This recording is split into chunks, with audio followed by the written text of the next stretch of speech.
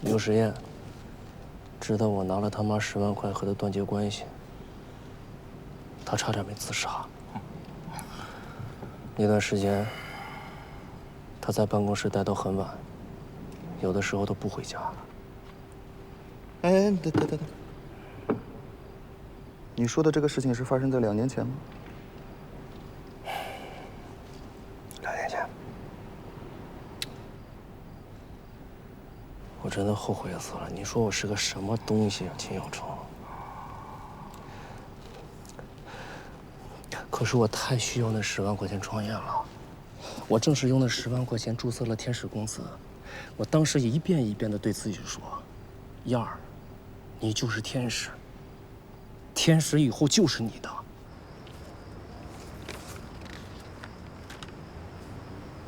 哈哈，真是不看不知道，一看吓一跳啊！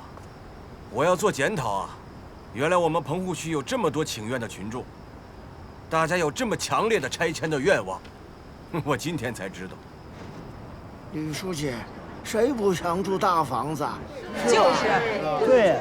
我说吕书记呀，这文件是死的，人是活的，那政府为什么不能改文件呢？改多好啊！吕书记啊，您别嫌我说话难听啊。这328以后，大家伙都在骂，骂什么呢？只有那懒政的政府才能搞出这种龟孙的24号文件，对不对？对。吕书记，您好，我是《荆州时报》的记者牛实验，我正在做一个专题，来自棚户区的呼声。我能不能当着大家伙的面在这里对您做一个简单的采访？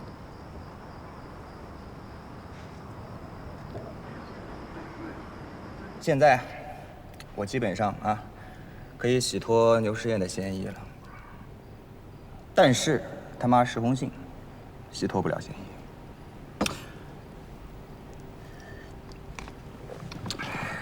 这个女人可以拿出10万块钱来收购你的爱情，那是不是她同样可以再拿出10万块钱来收购我的人生？有这个可能。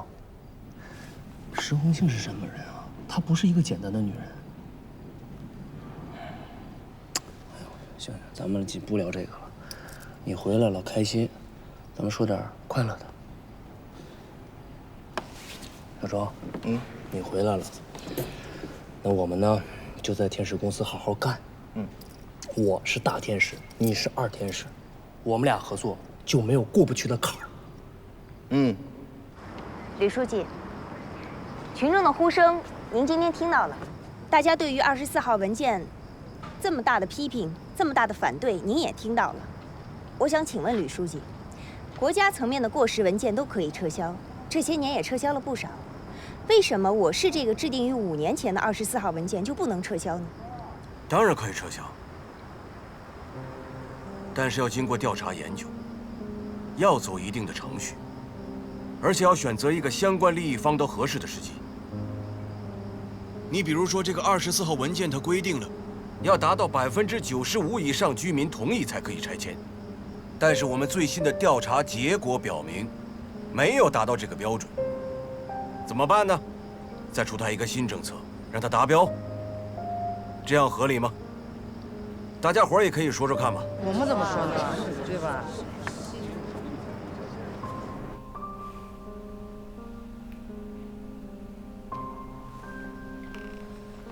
我想请问吕书记，国家层面的过时文件都可以撤销，这些年也撤销了不少，为什么我市这个制定于5年前的24号文件就不能撤销？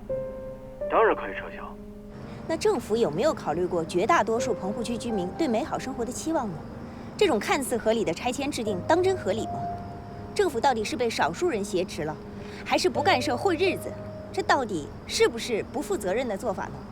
我可以以市委书记的身份，非常负责任地告诉大家，我们政府没有被任何人挟持。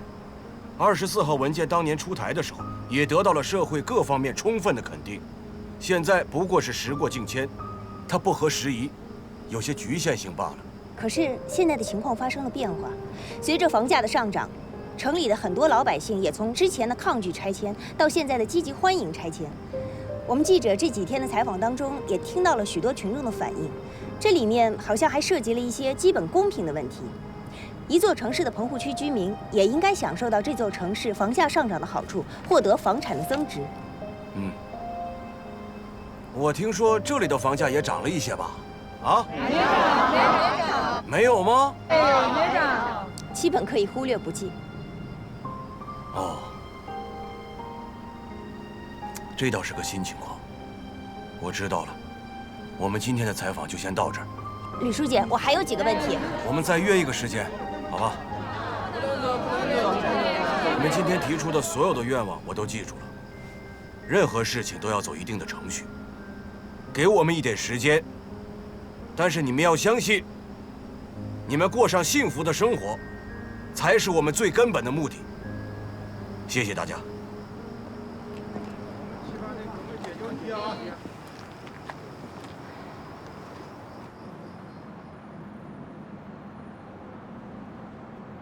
熊飞市长，你猜猜，我刚才到什么地方去了？德光书记，半夜3更的，我可没心思跟你猜谜。我告诉你，我刚才在我准女婿的陪同下，去矿工新村的棚户区里走了走。果然不出所料，那里的大部分群众对我们的拆迁政策有异议，情绪不小，已经搞请愿上书了。估计近期就会有群访出现在市政府门口。这个情况我已经知道了，市信访局刚跟我汇报过。那好啊，熊飞市长，我想知道，你们市政府准备怎么面对？还要坚守24号文件？恐怕不合适吧？我告诉你，我今天在现场就被人家群众和记者问了个张口结舌。怎么还有记者呀？啊？德光书记，是哪家媒体的记者？怎么这么不顾大局呢？啊，这种时候还跑到棚户区去煽风点火？牛主任，啊，我跟你说，我就服你这样的。你说这个时候你能来棚户区采访是吧？然后还敢那么直言不讳的跟吕德光说话，就冲这一点，他比儿子强。您就别夸我了。熊飞市长，你就先不要和《荆州时报》这个小记者计较，我在想一个大问题。你看啊，矿工新村这一片和这一片的棚户区，全都被24号文件捆绑得死死的，动弹不得。咱们就下个大决心，将其作废，如何？德光书记，你可真敢想啊！就是要敢想啊，熊飞同志。你看这件事，今天我们不做，明天也要做。我们不主动做，就要被动做。我们这届班子不做，下一届班子还要做。那既然如此，为什么我们不能现在就痛下决心，担当起自己的责任呢？德光书记，您觉得我们这届班子还能存在几天呢？啊？省委和中央改组咱们这个班子，恐怕已经有了方案。说不定甚至连任免的文件都起草好了，我们还找这个麻烦干什么呀？可是我们不找麻烦，老百姓就会很麻烦。是，老百姓会有麻烦，谁也不会一上任就找这种事情做。那我们为什么要去做呢？24号文件又不是今天才起草的，我们为什么要去废它呢？不过呢，我还是相信德光书记啊，要不然他今天来这儿干嘛来了啊？半夜3更的来这儿练胆啊，微服私访呀，他就是来倾听群众的呼声的。没错，就凭吕德光这脾气，撤就撤，我先干一把再说，是不是？咱德光书记有魄力，能担事儿。这时候处理这种麻烦事儿，也只有吕德光了。好，熊飞同志，我们先不说这件事儿。这样我呢，再去找班子其他同志商议一个合适的时间，尽快召开一个民主生活会。既然要下台，那就干干净净的下，别沾了一身腥气。好吧，德光书记，我听您召唤。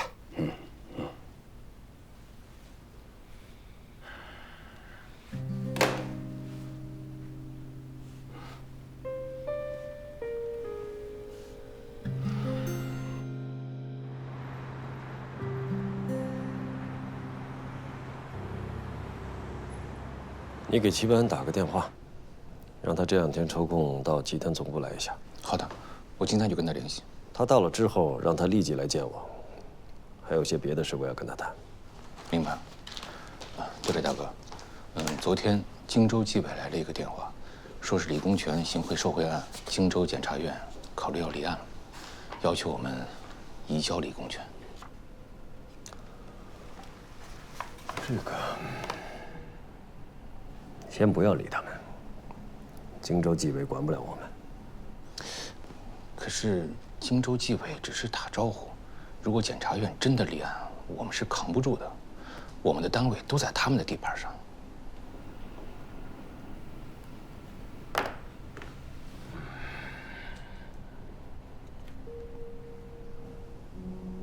那这样，皮丹啊，你亲自联系处理，让荆州方面不要着急，就说有一些违法违纪的腐败线索，我们还在查，千万不要造成立案的事实。要是实在顶不住，我找吕德光交涉。李公权不彻底交代腐败问题，绝不能把他交给荆州检察院。明白。对了，大哥，陆建设已经到了，让他5分钟以后再进来。好。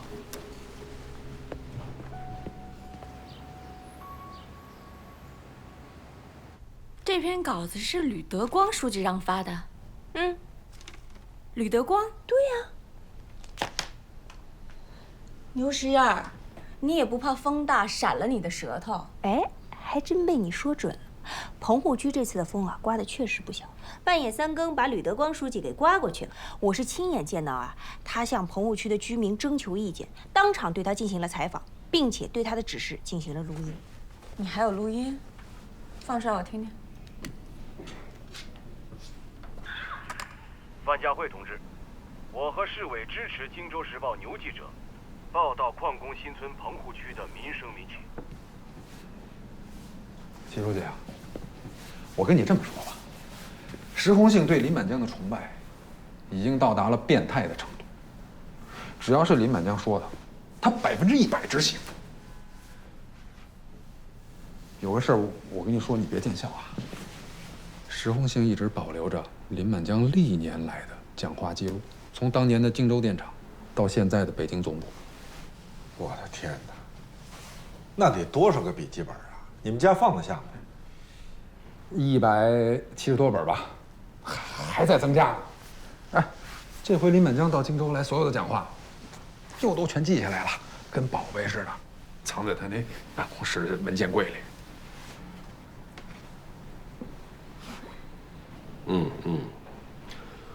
红杏啊，你不要怕，荆州中福的天塌不下来。我和集团党总坚定地支持你。王平安、李公权的腐败案跟你有什么关系啊？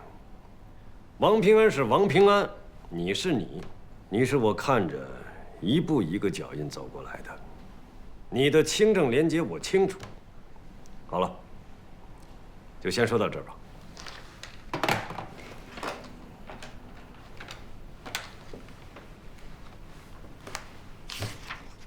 张书记啊，叫人事部门把文件发下去吧，我已经批过了。啊，对了，请把荆州中福陆建设的简历啊给我送过来。好。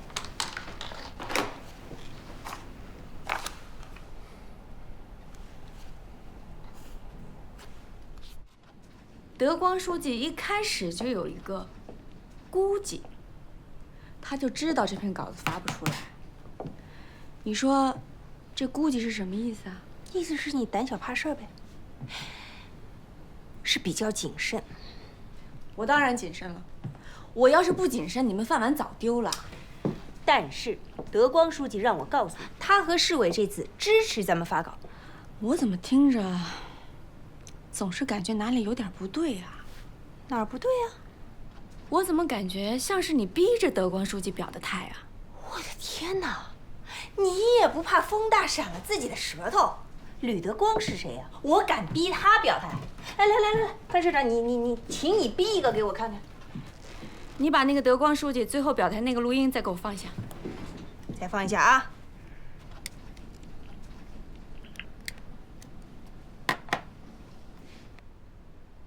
范家慧同志，我和市委支持《荆州时报》牛记者报道矿工新村棚户区的民生民情。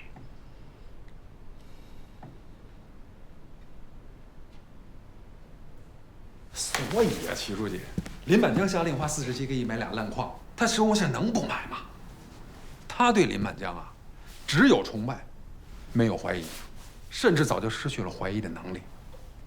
这也就是一直以来林满江不愿意让别人插手荆州中府的原因。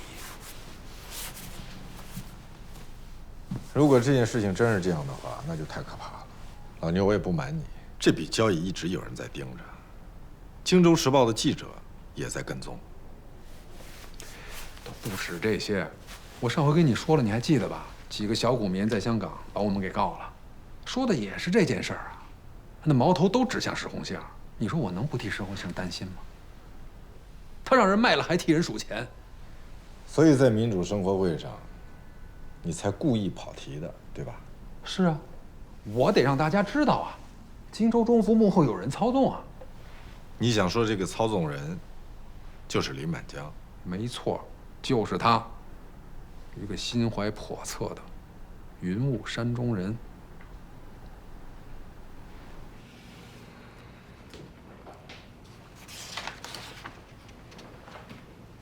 罗建设同志啊，从简历上看，你是一直在政工人事部门工作啊，是，应该也算是个老政工了。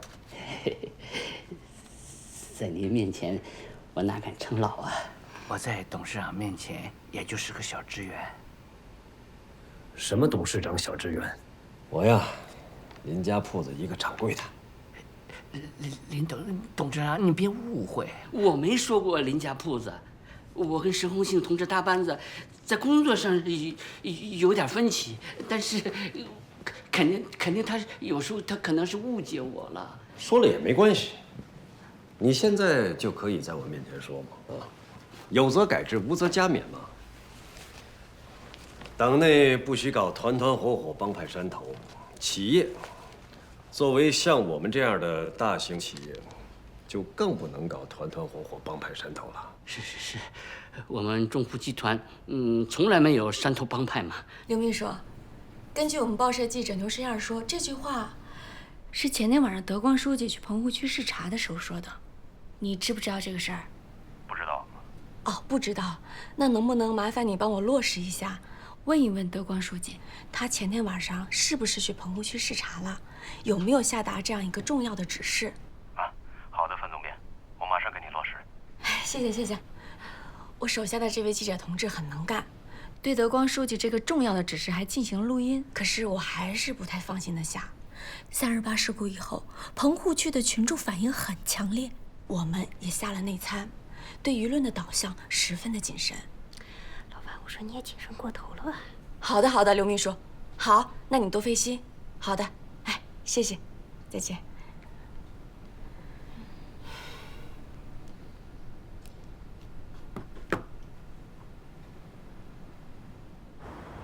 对，《荆州时报》那个牛记者没说错。我前天夜里是去棚户区走了一趟，听取了一下群众的反应，我也说了支持牛记者的话。你让范家辉同志大胆的发稿。好的。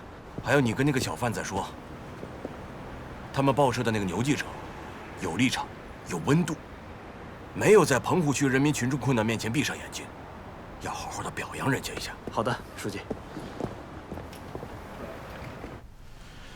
老牛啊，话说到这个份儿上了，我也实话告诉你，这笔矿产交易应该存在重大问题。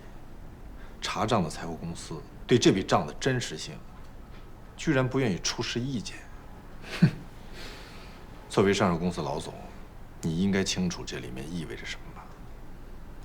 这意味着这笔账目有问题，甚至是严重的问题，这还用说吗？那么，如果这个事情公之于众，恐怕告我们的就不只是那几个香港小股民了，可能会引起群讼。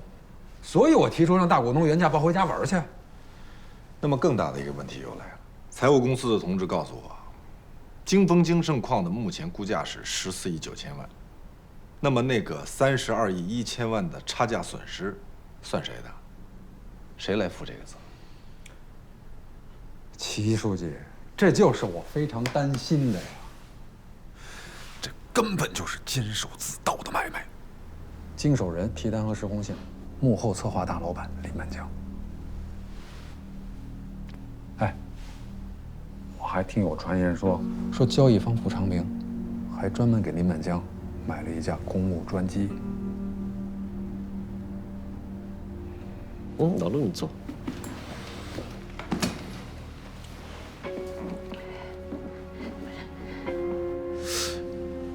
王平安、李公权给齐本安送钱，你是怎么知道的？陆建设同志啊，你火眼金睛啊！不，林董，这个，我说这是群众反映，当时的情况是。年龄差不多了，党委书记没当上，职级上不了，年薪待遇上不去，心态极不平衡，一不做二不休，就和集团撕破脸了。我估计啊，你把齐本安的老底儿查了一个遍呢，否则的话，你怎么知道王平安、李公权是齐本安在上海时的好朋友啊？董事长，那李公权和王平安，他两个确实是这腐败分子啊！你看他俩一个逃了，一个招了，是吧？这两个腐败分子是你查出来的吗？要不要我给你发勋章啊？董事长，您火眼金睛啊！您到荆州中府视察的时候，是您亲自给我打的电话，让我把李公权控制起来。干得漂亮！不愧是我一手提拔出来的好学生，德光书记对你的评价非常的高啊！不要骄傲，谦虚使人进步，骄傲使人落后。现在变了，骄傲使人进步，谦虚使人落后。我以前一直很谦虚啊，可是呢，你不是讥讽挖苦我，就是严肃批评。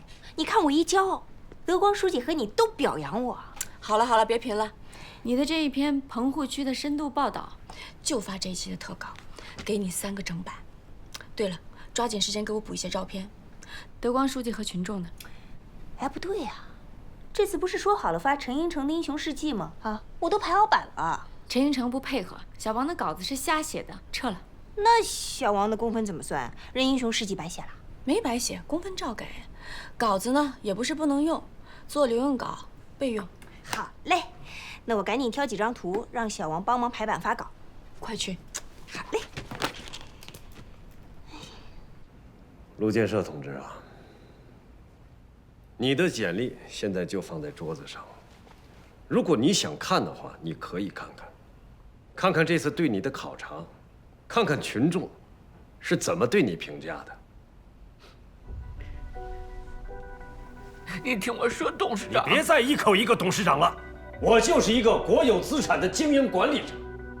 党和人民把中孚集团交给我，我每天是战战兢兢，如履薄冰啊！我选的干部是慎之又慎。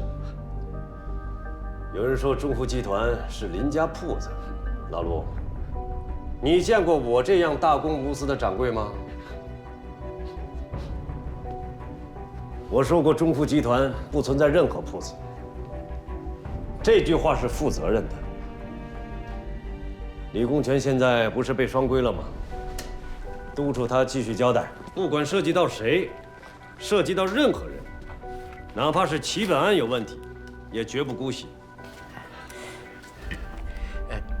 董事长，我分析齐本安肯定有问题。不要分析，要有事实根据。我们绝不冤枉一个好人，也绝不放过任何一个坏人。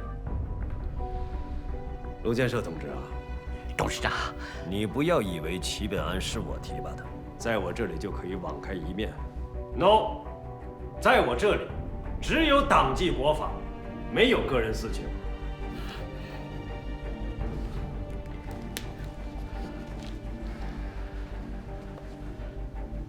董事长，您这么一说，我确定了，齐本安的问题性质那是相当严重，他在任职大会上公开暗示索贿，在我们目前反腐败的实践当中，这性质那是极为罕见。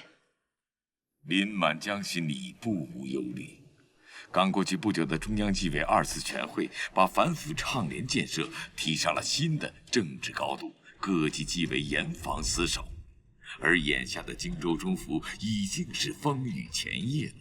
现在主持工作的是齐本安，不是对他言听计从的石红杏了。他必须一招制胜，在局面恶化前制衡住齐本安，否则很难平安着陆。现在看来，我是多少也有些失常呀。让齐本安做了党委书记兼董事长，从荆州中府的现实考虑，三角架构或许会更稳妥一些。董事长，我今后一切听您的指挥，您指哪我打哪。好。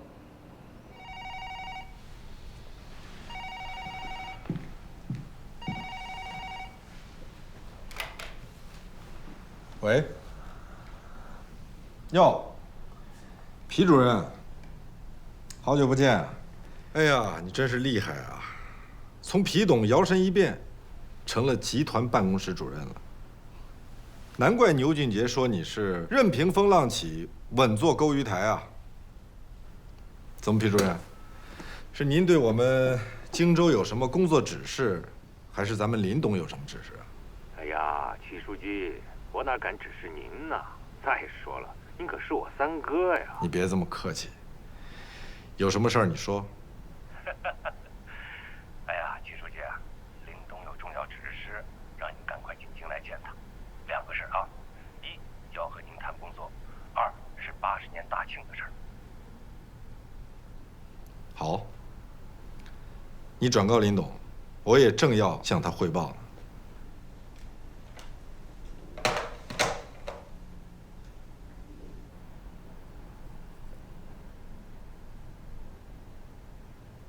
齐书记啊，你说你要跟林董汇报，是说我们的解困方案吧？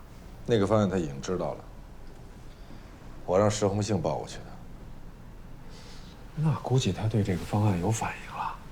我的感觉不太好，也许要正面交火了。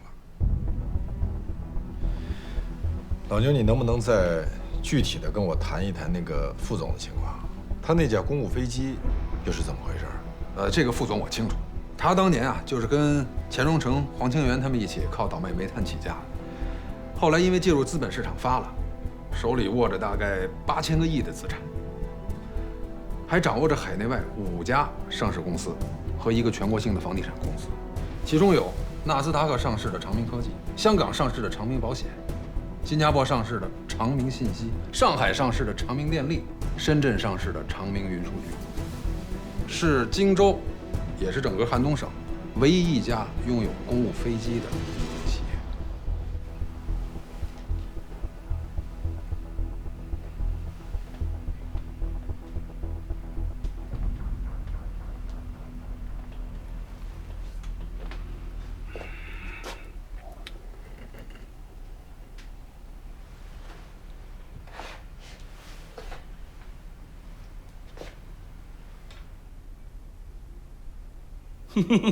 哎呀，钱总，实在是抱歉得很啊！我听公关部的经理说了，说你来了好几趟都没见到我了，我对不起了。哎呦，大哥，您可千万别说什么总啊总的，在您面前我哪敢称什么总啊？您就直呼其名，叫我钱荣成，荣成，荣成，那就直呼其名了。哎，好，直呼其名好。哎呀。现在这个世界嘛，也怪得很呐。经济增长呢厚利不足，老总却是几何级的增长啊！哎，你坐。哎，3天不见呢，就是这个总那个总都冒出来了。让我看呐，都是副总。副总，还是直呼其名好。我称你为荣成，你成我长明，咱们呢，还是像过去一样。你看过去，你、我还有黄清远，咱们仨人还桃园3结义了呢，是吧？大哥，记错了，不是桃园3结义，是杏园。在盐台李家坡矿外的一片杏林里，咱们3个结义拜把子，还是您提的议。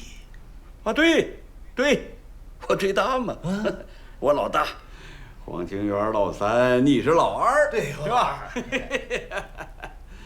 哎呀，可是现在这老2、老3现在时运不济呀，混得都不太好。但是大哥好啊，大哥现在做事越做越大，越做越强啊！不仅在咱们荆州，在汉东，在全中国，在全世界，那也是最牛的，第一流。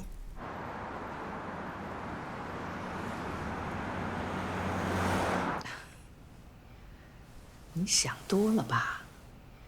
林满江和齐本安他们是谁呀？是你的师兄弟，他们不会故意害你。再说了，有人想害你，你没办坏事儿，他们害不着。那照你这么说，这世上就没冤假错案了？起码林满江和齐本安，他们不会制造冤假错案。那不一定。我在荆州中府实际主持了6年工作，只要想整我，容易得很。办不了腐败，也能办我一个渎职。就像6年前和长明集团签订的矿产协议，现在就有人说造成了30几亿的损失。这个事情我知道，皮蛋回家说起过，说是具体你俩办的。具体我俩办的，决策人是林满江，我们俩是执行。现在外面传得凶得很，说我高买低卖国有资产，造成国有资产的巨大损失，这不是小钱，是30多个亿。办我一个渎职有什么话可说？如果我现在告诉你，集团战略委员会决定以最新的评估价，也就是14亿9千万，把京丰京盛矿转让给长明集团的长明电力，你认为合理吗？你和荆州能源董事会能认可吗？什么战略委员会啊？那不都是林满江的传声筒吗？扯淡！那也就是说，你牛俊杰不同意？我当然不同意了。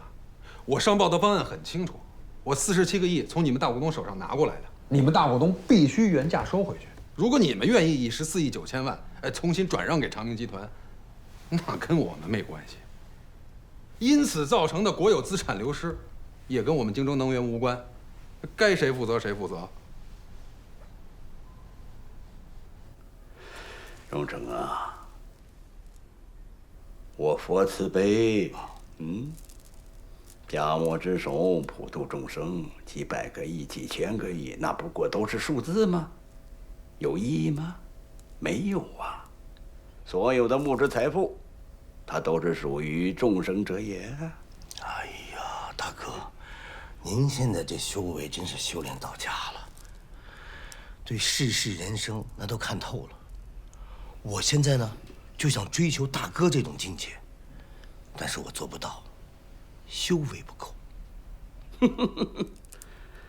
哎呀，心中只要有佛了，这心里啊，也就自然平静了，心里也就没有那么多怨恨了。就像这个世界上，谁跟你过不去了，啥也没了。我不这么想，我天天都在感恩，父母生我父长明，这是大恩呢。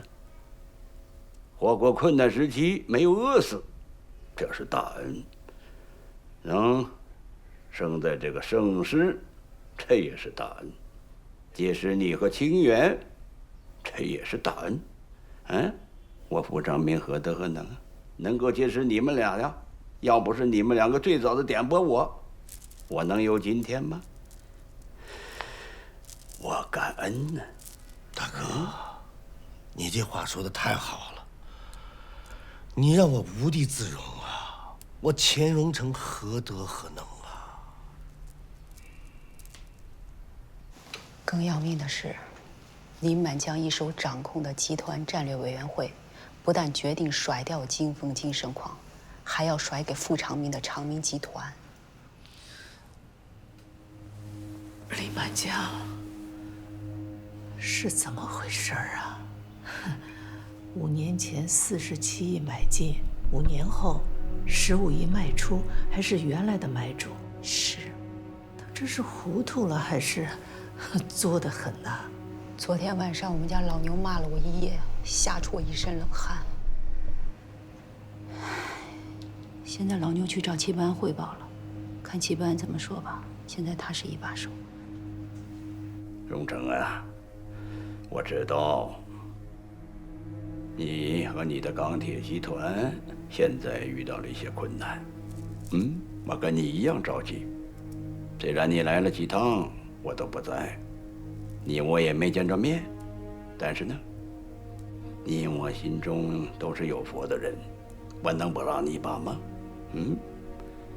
我要感恩呢。一个不知道感恩的人，怎么能够做大做强呢？不能啊！大哥，我就知道大哥会帮我。大哥不帮我，谁帮我？我呀，说来说去，就是你们2个人呐，一个是你，一个是黄清源。清源他也没数啊，还要告这个天使公司呢，糊涂透顶啊！我听说他出国旅游去了，我让他去的，多的吧？跟天使公司的李顺东、秦小冲这些穷鬼讨债鬼，你纠缠个啥呀？对，他们一帮小人。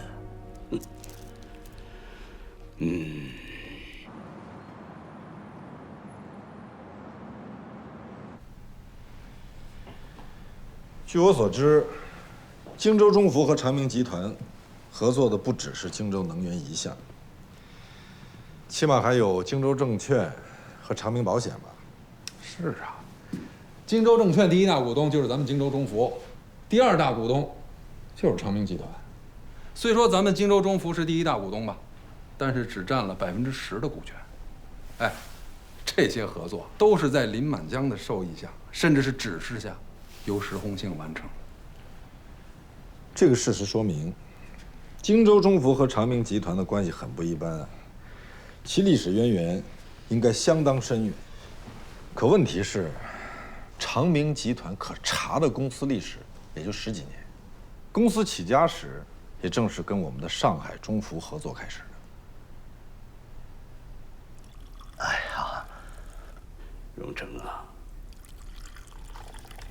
你我都是信佛的人，你去问问佛，你看佛同意我长明集团给你钱荣成担保吗？再说了，就你们荣成钢铁集团现在还有信誉吗？这市民广场天天载歌载舞的，整个京城大人小孩他都知道，啊，防火防盗，防荣成啊，不是吗？师傅，我们家老牛怀疑林满江和傅长明有利益输送关系，甚至有人说傅长明的公务专机是专为林满江买的。不会的，林满江要公务飞机干嘛呀？再说了，他就是需要公务飞机，中孚自己就可以买呀，干嘛要经过长明集团呢？难不成飞机还能传代啊？童格华告诉我，是为家人看病方便。越来越胡说八道，为看病方便买个公务飞机。好了好了，这些疯话呀，在我这儿说说就行了，别对外说。我知道。那我跟你说的这些话，你也别跟林满江和齐本安说啊。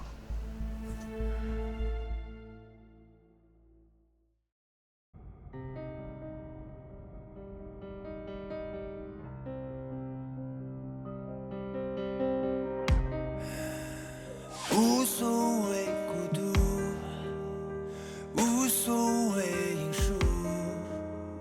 唱歌当痛苦。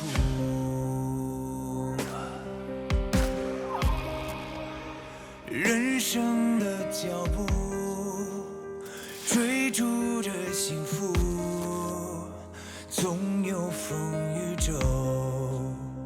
黎明的光辉，穿透夜的黑，点亮你的美。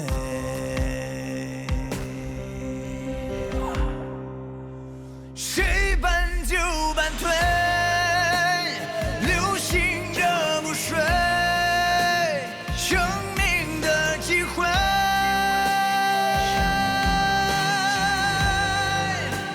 世间的是非，总有个错对，去纯真去伪。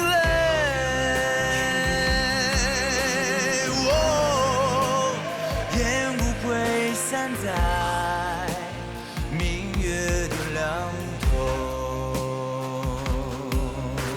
力量的交汇，正义的回馈，是无坚不摧。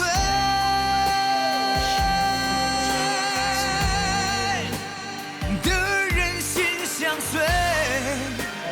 问死心无愧，最难能可贵。